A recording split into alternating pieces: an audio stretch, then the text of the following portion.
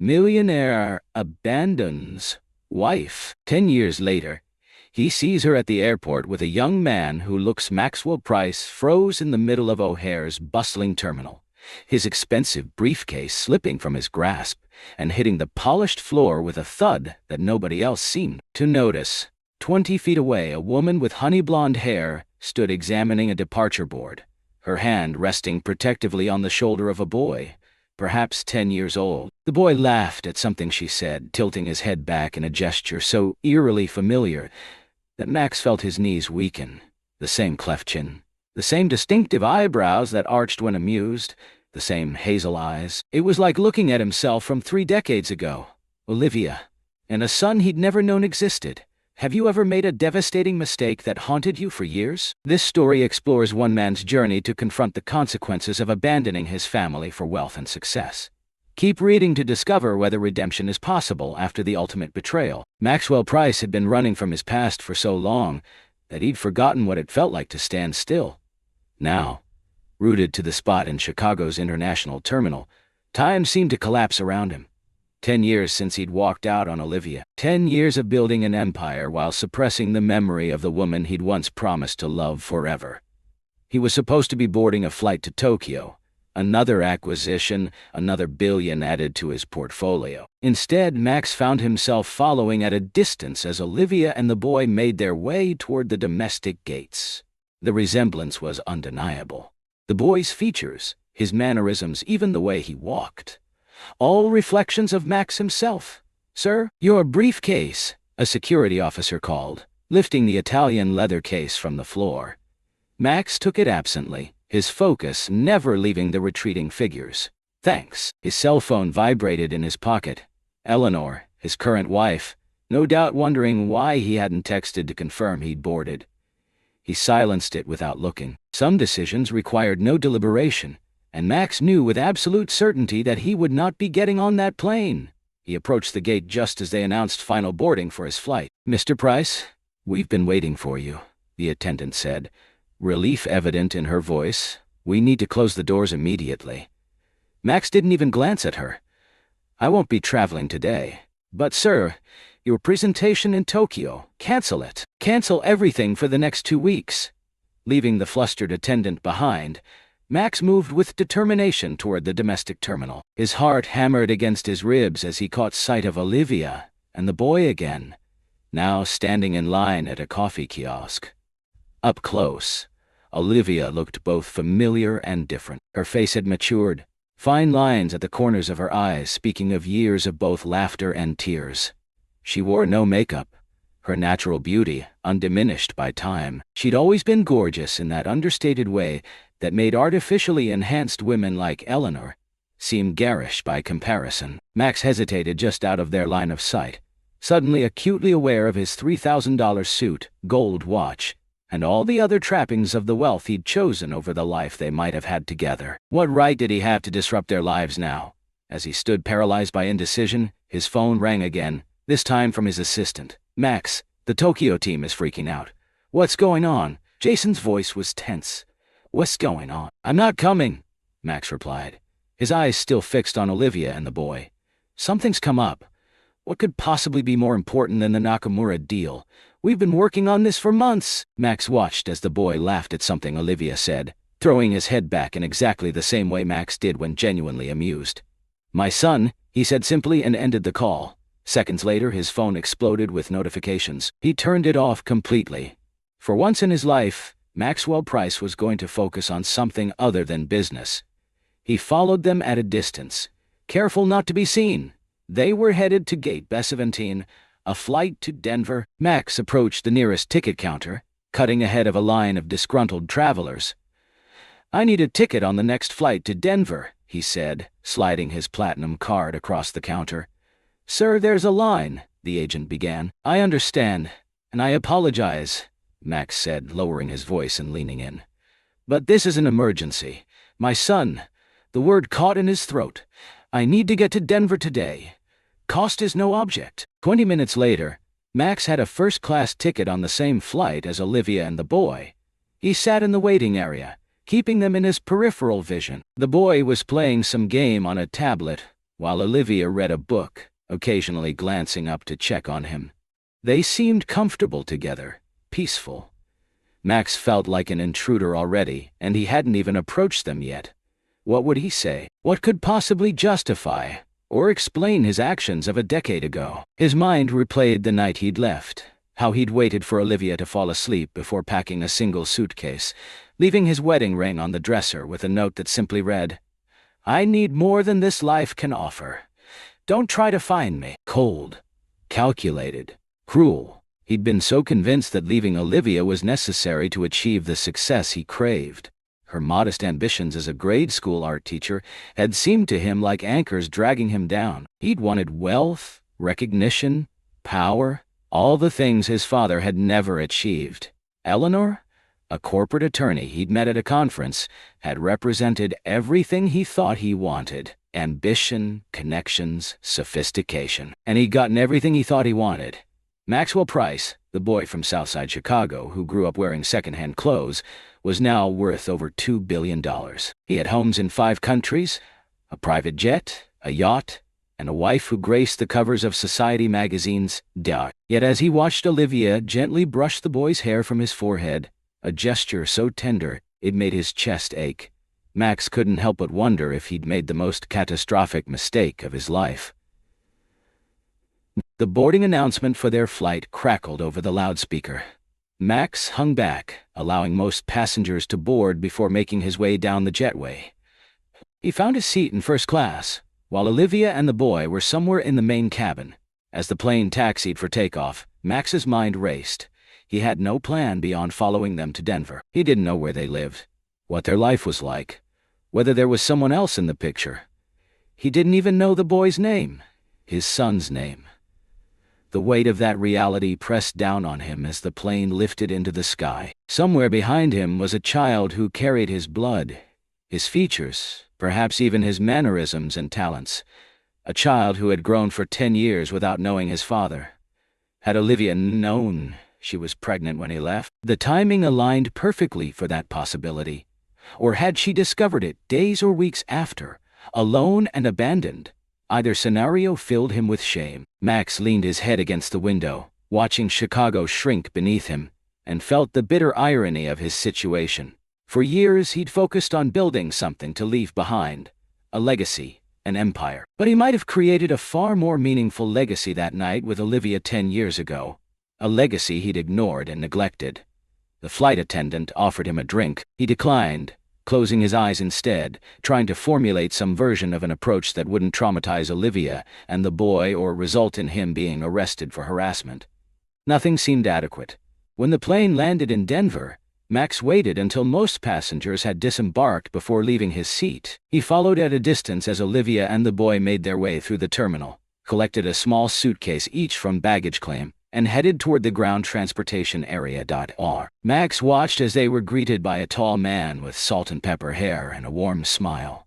The man embraced Olivia, then high-fived the boy before taking their luggage.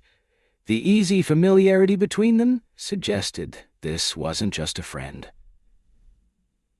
Max felt an unexpected surge of jealousy that shocked him with its intensity. What right did he have to feel territorial about a woman he'd abandoned? They walked to a sensible blue SUV in the short-term parking lot. Max quickly rented the first available car, a nondescript gray sedan, and followed them as they left the airport, heading west toward the mountains. 40 minutes later, they turned into a quiet suburban neighborhood. Nice, but not ostentatious. The homes appeared to be newer constructions with well-maintained lawns and mountain views. Not the kind of place Max had expected Olivia to end up. She'd always talked about living in a quirky old house with character. The SUV pulled into the driveway of a 2-story craftsman-style home with a wraparound porch. Max drove past slowly, then parked a block away, watching in his rearview mirror as the 3 of them unloaded the car and went inside. Now what? Max sat in the rental car as dusk settled over the neighborhood. He had no hotel reservation, no change of clothes, not even a toothbrush. He'd acted on impulse. Something the disciplined businessman in him rarely did anymore. His phone, now turned back on, showed 37 missed calls and dozens of text messages. One from Eleanor simply read, "Whatever midlife crisis you're having, get over it quickly. We have the Ashton Gala on Saturday." Max ignored them all, instead opening his browser to search for nearby hotels. He'd need a place to stay, to regroup and think. As he was about to make a reservation, a tap on his window startled him. The salt-and-pepper-haired man who'd picked up Olivia and the boy stood outside his car, arms crossed. Max reluctantly lowered the window. "Can I help you?" Max asked, attempting to sound casual. "That's what I was going to ask you," the man said, his tone surprisingly even. "Any particular reason you've been following my family from Chicago and are now parked outside our home?" Max felt caught between denial and confession. He opted for the latter. "I'm looking for Olivia Bennett," he said, using her maiden name. "I'm an old friend." The man's expression didn't change. "Olivia Mitchell now," he corrected. "And you're not a friend." "I know exactly who you are, Mr. Price." Max felt a chill run through him. "You have me at a disadvantage." "David Mitchell," the man said. "Olivia's husband. And you're the man who abandoned her 10 years ago." Max had no ready response for that direct assessment. "Does she know I'm here?" he finally asked. "Not yet," David replied. "I noticed you at the airport. Thought I might be mistaken, but then you followed us home." He gestured to Max's car. "Not very subtle." "I didn't plan any of this," Max admitted. "I saw her, them, at O'Hare, and—" He trailed off, unsure how to articulate the compulsion that had driven him to follow. "The boy," he said finally. "That's why you're here." Max nodded slowly. "His name is Ethan," David said. "He's 9 years old. He's brilliant, kind, and has no idea that I'm not his biological father." Max absorbed this information like physical blows. The boy had a name, Ethan, and he had no knowledge of Max. "I need to talk to Olivia," Max said. "That's not your decision to make," David replied firmly. "It's hers." Max found himself respecting this man's protective stance, even as he chafed against it. "Will you tell her I'm here?" David considered this. "Yes.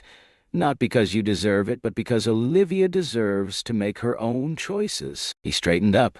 "There's a coffee shop on Main Street, the Ponderosa. Be there tomorrow at 10 a.m. If Olivia wants to talk to you, she'll be there." Without waiting for a response, David turned and walked away, leaving Max with the weight of possibility and dread in equal measure. The next morning, Max arrived at the Ponderosa at 9:30. Choosing a corner table with a view of the entrance. He'd spent a restless night at a nearby hotel, alternating between composing and discarding what he might say to Olivia. He'd also fielded a blistering call from Eleanor, who'd gone from concerned to furious upon learning he'd flown to Denver on apparent impulse. "This is completely unacceptable behavior, Max," she'd said. "The board is already questioning your commitment after you missed Tokyo. Whatever crisis you're having, handle it and get back here." Max had ended the call with a promise to explain everything when he returned. A promise he wasn't sure he could keep. At precisely 10:00, the cafe door opened, and Olivia walked in. Max's heart contracted painfully at the sight of her. She wore jeans and a simple blue sweater that matched her eyes. Her blonde hair was pulled back in a casual ponytail, so different from Eleanor's elaborate styling. She spotted him immediately and walked over, her composure remarkable given the circumstances. "Maxwell," she said, taking the seat across from him. "Olivia," he replied, her name feeling both foreign and achingly familiar on his lips. "Thank you for coming. David thought I should hear whatever you have to say. He believed I deserved that closure." Her voice was steady, betraying none of the emotion he remembered from their past. "So say it." Max had rehearsed a dozen openings, but faced with her direct gaze, they all evaporated. "I saw you and Ethan at the airport," he said simply. "He looks like me." Olivia's expression didn't change. "Yes, he does. Why didn't you tell me?" The question escaped before he could temper it. Olivia's eyebrows rose. "Tell you? You left a note and disappeared, Max. Changed your number. Moved to another state. How exactly was I supposed to tell you anything? You could have found me if you'd tried," he countered, immediately regretting the accusation. "I was 26, suddenly alone, and then pregnant," Olivia said, her voice tightening. "Should I have hired a private detective with money I didn't have? Begged your parents. who never approved of me for information? Or maybe I should have just accepted that the man who vowed to love me forever had decided we weren't worth his time. Max flinched. I'm sorry. That was unfair. Unfair doesn't begin to cover what you did, Olivia said. But that's ancient history now. What matters is that Ethan has grown up with a father who adores him, who's been there for every fever, every nightmare, every triumph. David, Max said. Olivia nodded. We met when Ethan was 2. He's been Ethan's dad in every way that matters. Except, biologically, Max couldn't help saying. Biology is the least of what makes a parent, Olivia replied sharply. But yes, Ethan has your DNA. Congratulations. An awkward silence fell between them. What do you want, Max? Olivia finally asked. Why are you here? It was the question he'd been asking himself since the moment he'd spotted them in the airport. I want to know my son, he said, the truth of it surprising even him. Olivia shook her head. No, you don't get to walk back into our lives after 10 years and disrupt everything Ethan knows. I have rights, Max began. Rights, Max began. Rights? Olivia cut him off, her composure finally cracking. You surrendered any rights when you walked out on me, on us. Do you have any idea what it was like? Finding out I was pregnant weeks after you left? Losing our apartment because I couldn't afford the rent on a teacher's salary? Moving back in with my parents at 26 because I had no other options? Max felt each question like a physical blow. I didn't know. You didn't care to know, Olivia corrected. You were too busy becoming Maxwell Price, billionaire entrepreneur, to spare a thought for the woman you'd promised to love for better or worse. The truth of her words stung, but Max persisted. I made a terrible mistake, Olivia. The worst mistake of my life. But he's my son. He's David's son, Olivia insisted. David who read him bedtime stories every night. David who taught him to ride a bike and swim. David who held him through chickenpox and sat in emergency rooms when he broke his arm. Where were you for any of that? Max had no answer. I'm not here to destroy anything, he said after a moment. When I saw him, something changed in me. I can't explain it. Guilt isn't the same as love, Max, Olivia said, softening slightly. And Ethan isn't a way for you to feel better about your choices. That's not what this is, Max insisted, though he wasn't entirely sure. I missed 10 years. I don't want to miss any more. Olivia studied him, seeming to weigh his sincerity. Ethan believes David is his father. Do you understand what learning the truth would do to him? The questions it would raise, the confusion it would cause? Max hadn't considered this fully. Children are resilient, he offered weakly. They shouldn't have to be, Olivia countered. Not when adults can prevent their suffering. Another silence stretched between them, filled with unspoken history, and the competing needs of the present. I need time to think, Olivia finally said. This isn't just about you and me anymore. It's about Ethan, and David, and the life we've built. I understand, Max said, though part of him wanted to demand immediate action. The businessman in him was accustomed to making things happen on his timeline. But even he recognized that approach wouldn't work here. Don't contact us, Olivia continued. Don't come to the house. Don't follow us again.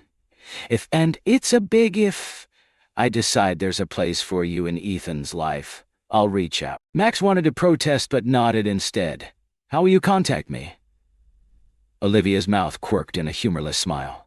You're not exactly hard to find, Max. Your face was on the cover of Fortune last month. She stood to leave. Max rose hastily. Olivia, he said, stopping her. I am sorry for everything. She looked at him for a long moment. I believe you're sorry now, but I'm not sure you understand what you're sorry for. With that, she turned and walked out of the cafe, leaving Max with his cooling coffee and the weight of a decade of absence. Back in his hotel room, Max paced like a caged animal. He was unaccustomed to waiting, to having matters out of his control. He considered hiring a private investigator to learn more about Olivia, David, and Ethan's lives, but something stopped him. It felt like another betrayal in the making. Instead, he called the one person he knew he could trust for honest counsel. Tony Ramirez Investigations, a gruff voice answered. Tony, it's Max Price. Max, what's up, my friend? Not like you to call on a Tuesday. Our poker game isn't until Friday. Tony was one of the few connections Max had maintained from his pre-wealth days. They'd grown up in the same rough South Side neighborhood.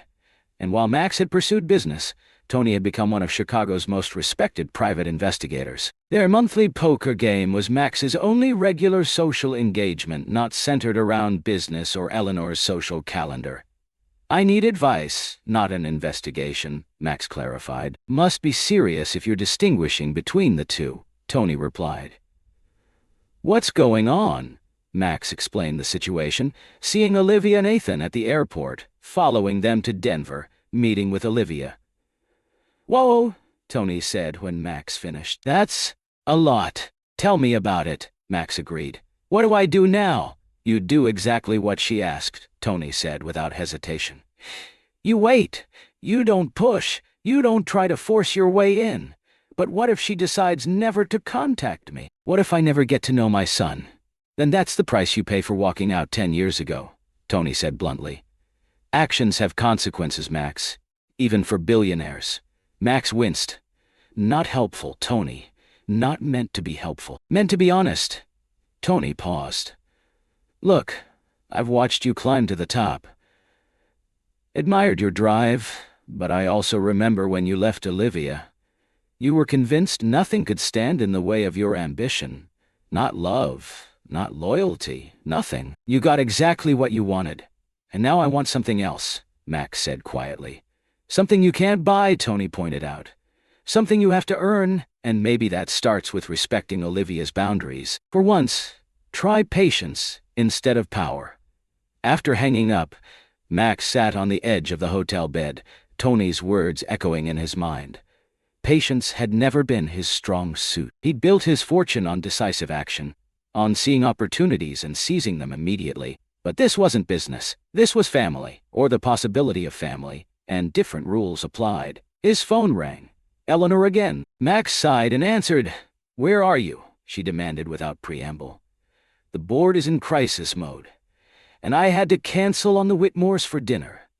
This behavior is completely unlike you, Max. I'm in Denver, he replied. I might be here for a while. Denver. What on earth is in Denver? Eleanor's voice was sharp with suspicion. Is this about a woman? The irony of her question wasn't lost on Max.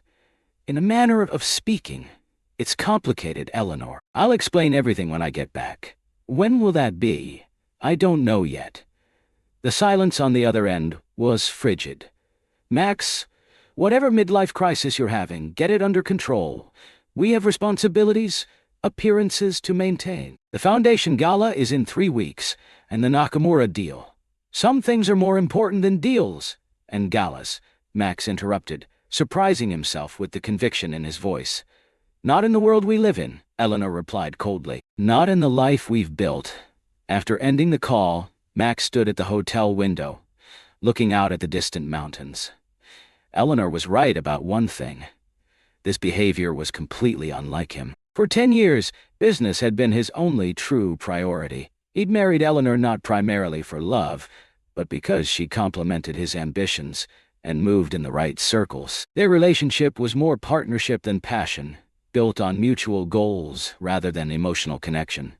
Now, for the first time in a decade, Max felt something stirring in him that had nothing to do with business or status. It was primal, instinctual. The pull toward a child he'd never known existed but who carried his blood. He had to do this right. For once in his life, Maxwell Price needed to put someone else's needs before his own. With sudden clarity, Max knew his next steps. He wouldn't pressure Olivia. He wouldn't hire investigators.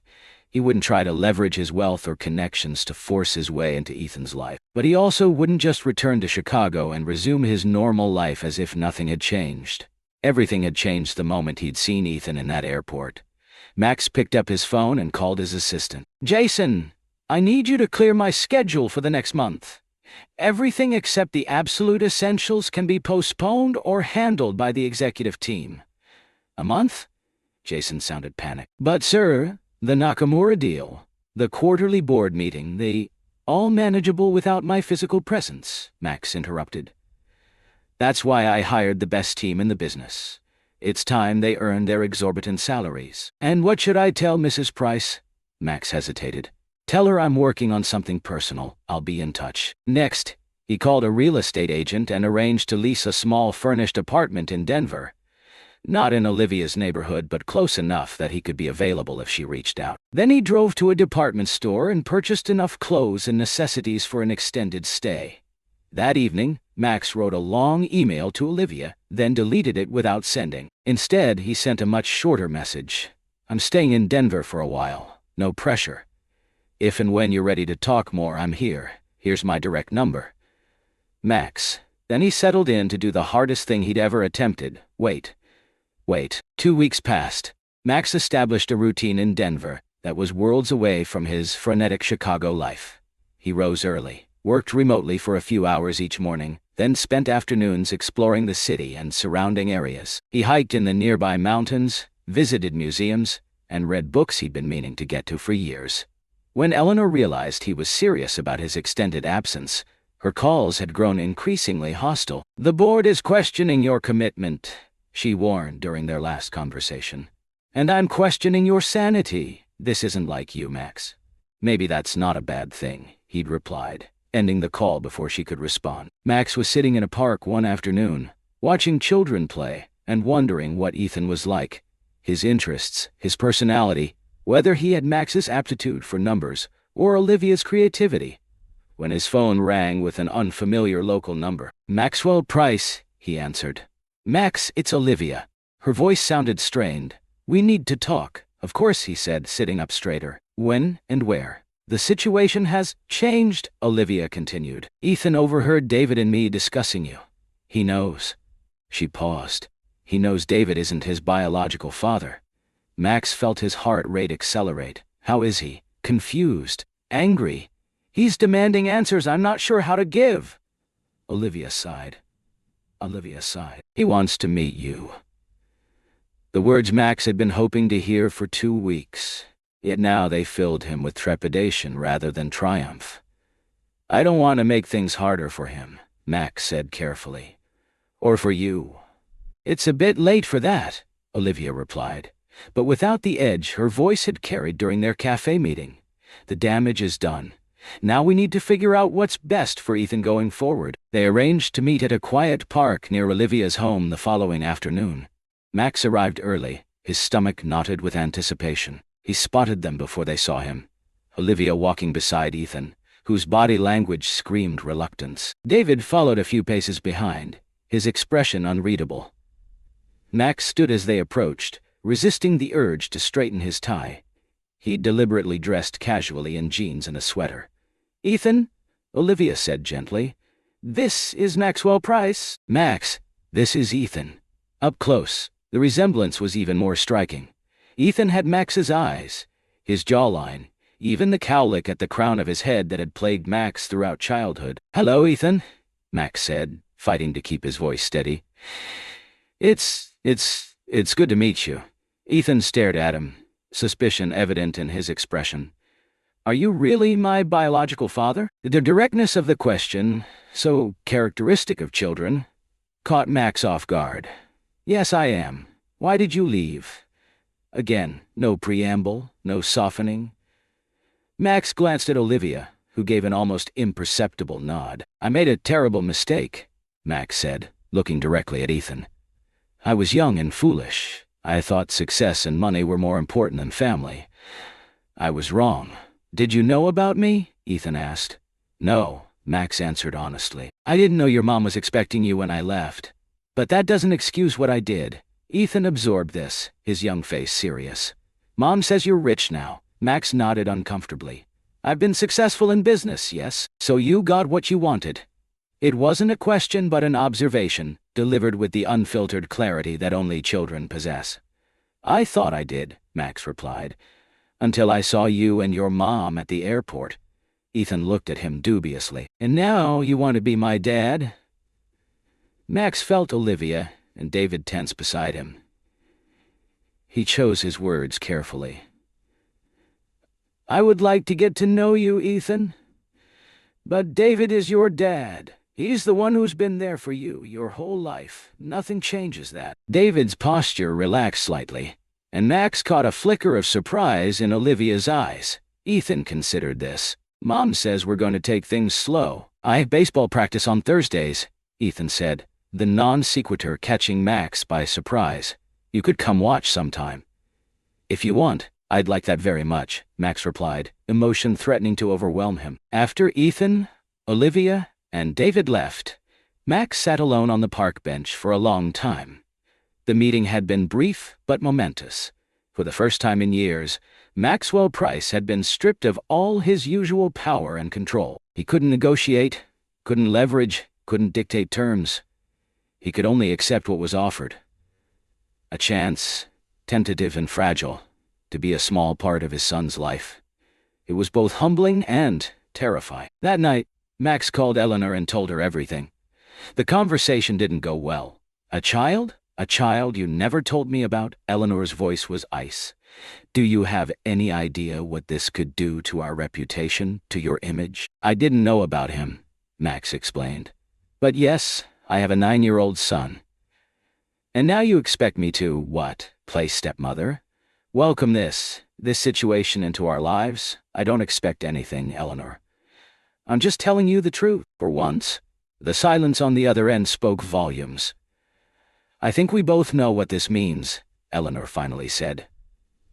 Max did. Their marriage, always more of a business arrangement than a love match, couldn't survive this disruption to the carefully curated life they'd built together. I'll have my attorney contact yours, Eleanor said coldly before hanging up. Max felt an odd sense of relief.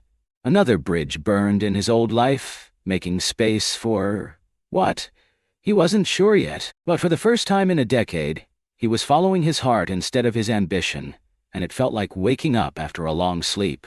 Over the next few months, Max established a careful, tentative relationship with Ethan. It began with attending baseball games, sitting at a distance from Olivia and David but cheering just as loudly when Ethan made a good play. Then came occasional ice cream outings after practice, where Max discovered that Ethan shared his passion for mint chocolate chip. Something Max had loved since childhood. Conversations were awkward at first, filled with long pauses and careful navigation around sensitive topics. But gradually Ethan began to open up. Mom says you grew up poor, he said one afternoon as they walked through a park. I did, Max confirmed. My dad worked in a factory and my mom cleaned houses. We lived in a rough neighborhood in Chicago. Is that why money was so important to you? The insight in the question was startling from someone so young. Partly, Max admitted. I grew up watching my parents struggle. I never wanted to struggle like that. But you left Mom anyway, even though you loved her. Max stopped walking. Who told you I loved your mom? Ethan shrugged. Mom did. She said you used to look at her like she hung the moon. The phrase, so characteristic of Olivia's way with words, brought a lump to Max's throat. She's right. I did love her, very much. Then why? Ethan persisted. Because loving someone isn't always enough, Max said carefully. Sometimes people make choices based on fear or ambition or a misguided idea of what matters. I chose wrong, Ethan nodded, seeming to accept this. David, says everybody makes mistakes. It's what you do after that counts. David sounds like a wise man, Max replied, meaning it. As summer turned to fall, Max's visits became more regular. He attended Ethan's science fair, sitting in the row behind Olivia and David. He was invited to Ethan's 10th birthday party, an event that was both joyous and strange, as Max observed the life he might have had if he'd made different choices. During this time, Max's divorce from Eleanor proceeded with the efficiency characteristic of both their approaches to life. The financial settlement was substantial but fair. The gossip in Chicago business circles was less generous, painting Max as a man in the throes of a midlife crisis, abandoning his sophisticated wife and high-powered career for some mysterious new start in Denver. Max let them talk. For the first time in years, others' opinions of him seemed largely irrelevant. The most unexpected development was Max's evolving relationship with David. What had begun as tense, territorial caution gradually shifted to guarded respect. Why are you being so reasonable about all this? Max asked David one evening as they sat on the porch, waiting while Olivia helped Ethan with homework inside. "If I were in your position, I'd hate..." David considered this. "Oh, I did hate you," he admitted. "For years, actually.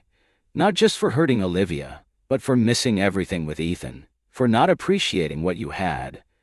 And now," David shrugged, "now I see a man trying to make amends, trying not to disrupt Ethan's life more than necessary, respecting boundaries." He took a sip of his beer.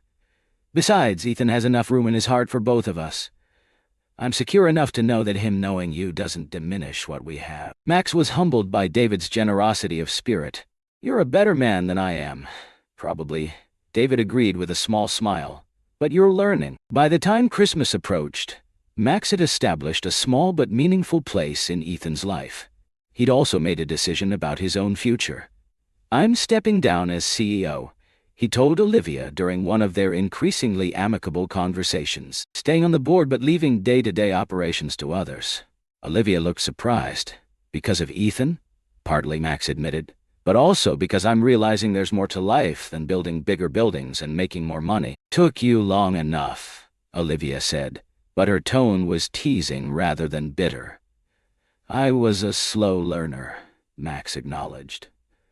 "Still am, probably." On Christmas Eve, Max was surprised to receive an invitation to join Olivia, David, and Ethan for dinner. It was a generous gesture that signified how far they'd all come in navigating this complicated situation. The evening was both wonderful and bittersweet for Max. A glimpse of the family holidays he might have experienced if he'd made different choices a decade ago. Yet he felt no resentment toward David, only gratitude that Ethan had grown up with such a loving father. After dinner, as David and Ethan set up a board game, Olivia drew Max aside. "I never thought we'd be here," she said quietly. "When I saw you at that cafe months ago, I was so angry." "You had every right to be," Max replied. "Yes, I did," Olivia agreed. "But holding on to that anger wouldn't have been good for Ethan. Or for me." She paused. "You've surprised me, Max. I expected the same arrogant, ambitious man who left me. Instead, I see glimpses of the Max I used to know, before ambition consumed everything else." It was perhaps the kindest thing she could have said to him, an acknowledgement that the person he'd once been, the person worthy of her love, wasn't entirely lost. "Thank you," Max said simply, "for giving me a chance with Ethan, for letting me try to be better than I was." Olivia smiled, a genuine smile that reached her eyes. "Merry Christmas, Max." "Dad." "Max?" Ethan called from the living room. "Are you playing or what?" The casual pairing of the two titles, Dad for David, Max for him, struck a perfect balance that seemed to acknowledge both men's places in Ethan's life. As Max joined them for the game, he reflected on the extraordinary journey of the past 6 months. He'd lost an empire of sorts. His marriage to Eleanor, his day-to-day control of his company, his carefully constructed identity as a titan of industry. Yet he'd gained something far more valuable: a relationship with his son, a fragile peace with Olivia, an unexpected respect for David, and perhaps most surprisingly, a reconnection with the person he used to be before wealth and status became his only measures of success. 10 years ago, Maxwell Price had abandoned his wife in pursuit of what he thought was a better life. The universe had given him a second chance he hadn't deserved, not to reclaim what he'd thrown away, but to build something new from the rubble of his mistakes. Not a restoration, but a redemption. As he watched Ethan laugh at something David said, Max felt a contentment that had eluded him for a decade of wealth and achievement.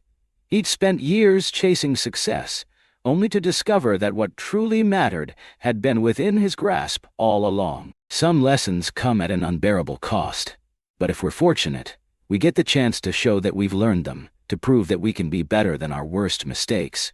Max had been given that chance. Now it was up to him to prove worthy of it. One day, one choice, one moment of presence at a time. And that, he realized, was the greatest fortune he'd ever possessed. What would you do if you were Max? Would you have pursued a relationship with your child after so many years away, or would you have let them live in peace? Share your thoughts in the comments below. And don't forget to subscribe to the Heartwarming Stories Spark channel for more stories that explore life's most challenging moments and the power of redemption.